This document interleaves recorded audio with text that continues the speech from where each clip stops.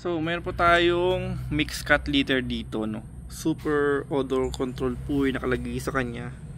Rapid clamping, good water absorption, bacteriorastic, no.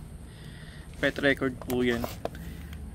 Ito po yung sa likod niya, tofu cat litter, bentonite, nanocarbon, EOF deriving factor, no.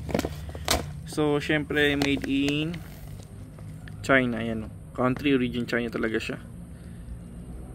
Okay, so ayun, nakalagay naman yung manufacturing date siguro sa expiration date, kung hindi ako nagkakamali, kung ganoon nga talaga kasi nga Chinese ano siya.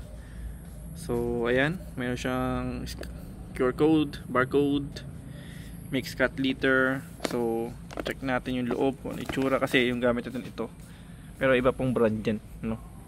Ito po ngayon po nagamit, so nabit na sa Shopee, no. Okay, so ito po yung laman ng loob niya. Ayan, meron siyang parang mga dilaw-dilaw na ganun, parang pellets, no.